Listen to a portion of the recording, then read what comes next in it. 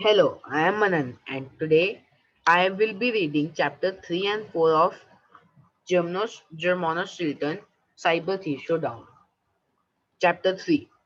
Things Get Worse.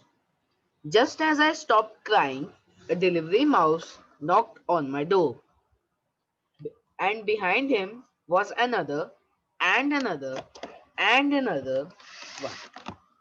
Each one was carrying a different, useless, yet terribly expensive object in his paws. The first had a pair of tap dancing shoes of once owned by a famous dancer, Fred Fanciful. Totally useless, since I did not tap dance. The second had a huge gold plated suitcase. Totally useless because it was so heavy you needed a crane to lift it up. The third had keys to a private helicopter. Totally useless as I did not have a license to fly a helicopter. The fourth had a guitar decorated with precious stones. Totally useless because I cannot play guitar. Holy cheese! Take these things back! I shrieked. I did not order them. I do not need them, and most important, I do not want them. The first delivery mouse shrugged. Sorry, sir, but he ordered from all of this stuff from Filthy Rich Rats website. It was all paid using your credit card. It is not our fault you changed your mind. They deposited their deliveries and walked out. I scratched my furry head. Was it possible I purchased all of these items? Maybe my head was full of cat trees after all. Before I could add up the cost of the expensive items, more delivery mice came to my office. They had more ridiculous items for me. There was a solid gold statue of me on a horse. Riding horses makes me nervous. And the gifts kept coming. One mouse carried a new armchair studded with jewels. Totally useless because I already have an armchair and the precious stones were sharp. Another held a collection of ancient cheese rids belonging to Mouse Hoptep 3 stored in a real Egyptian vase, a treasure fit for a museum.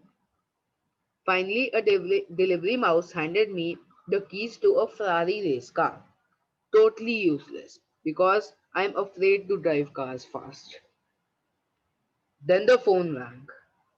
Ledger Money Pause. The manager of the bank was calling me. Mr. Stilton, I'm very sorry to say, but your saving account is empty, he began. You are broke. Broke? What? How is that possible? I squealed. This is very possible, Mr. Stilton, because you have spent every penny that you had and even more. You have overcharged your credit card and now you owe the bank a great deal of money. He explained. I did not believe my ears. What? You owe us a lot of money. Cash, greenbacks, bills. Mr. Moneypaw said. I must stay, Mr. Stilton. I thought you were a very sensible mouse. What exactly do you need with a golden statue of yourself and a jewel encursed armchair? But I did not buy those things. I swear, I protested. Do not lie to me, Mr. Stilton, Mr. Moneypaws said sternly. These charges were clearly made from your very own computer. And now, to pay your debt, I'm afraid you will have to sell the Rodents Gazette. I hate to think what your grandfather will say. I started to beg. My grandfather? Please don't say a word to my grandfather. Then I fainted, falling backward onto my office floor. I'm not sure how long I was out. I just knew that I was dreaming about a green-eyed mouselet who was scolding me. Bad, really bad, Stilton, she was saying. Did you already forget the golden rules? I'm sorry, miss. Do I know you? I asked. Before she could answer, a bucket full of cold water splashed on my snout, and I woke up, spluttering. I opened my eye and saw my sister Thea standing above me, holding a bucket in her paws. Next to her stood my little nephew Benjamin, who looked worried, very worried. Uncle Joe, are you okay? He asked. Slowly stood up and rubbed my eyes. I must have fainted, I replied. I was dreaming about a mysterious mouselet with green eyes and red fur. I couldn't explain it, but I had the feeling she was the only one who could help me. Thea and Benjamin looked at each other in surprise. They squeaked at the same time. But of course, we know exactly who you mean. Do you? I asked. Thea and Benjamin did not answer. They just grabbed me by my sleeves and dragged me out of my office. Where are you going? I squeaked as they pulled me. Chapter 4. She is my only hope. We hopped into Thea's car and she took off toward the harbor. Hey, slow down, I squeaked. Where are we rushing to? Thea grinned. We are driving to someone, the only one who can help you.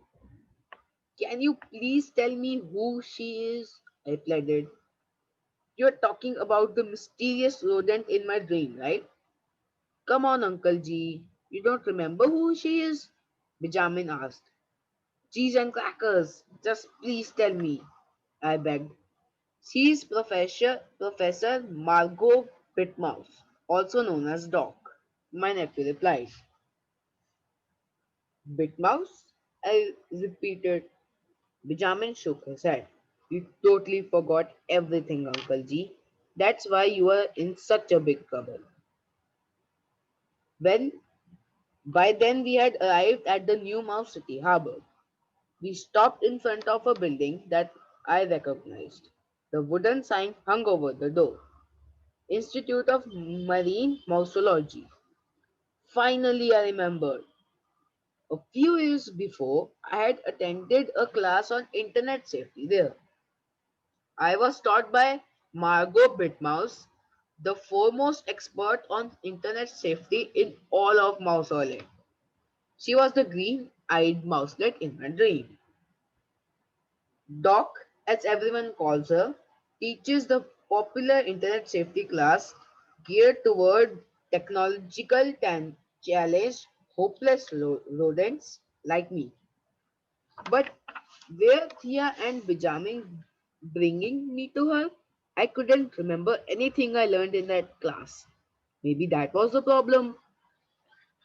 Thea pulled me up in front of a ship, the scrolling surfer.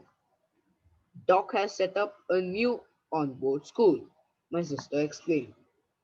Thea spotted Doc on the deck and called out to her. Hello, Doc. We need your help. It is an emergency. Come on board, she called back with a smile. We are about to ship out. We climbed onto the ship. Doc raised the anchor, and the scrolling surfer took off from the harbor, as fast and smooth as a seagull. I was surprised to see my uncle Greyfur at the ship's wheel. I waved, and then Doc asked to follow her to the meeting room, where we sat around an oval glass table. Doc, I am pleased to see you again, I said, shaking her paw. I am too, Mrs. Chilton, she replied firmly. But something tells me you probably forgot everything I taught you, especially the 10 golden rules, right? Otherwise, you would not be in trouble.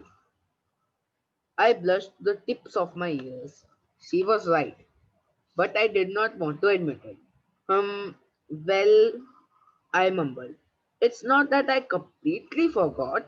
I mean, I guess I forgot a little bit. She anchored her eyebrows and started staring her with her green eyes. I couldn't lie. All right, I admitted, I said. I forgot everything, especially the 10 golden rules. But, Doc, what do the rules have to do with the happening to me? That's what we're about to find out. Still, Mr. Stilton, she replied. Then she pointed to a picture with a golden frame hanging on the wall. It was the list of the 10 golden rules of internet safety. Study them, Stilton, she ordered, and then I will quiz you.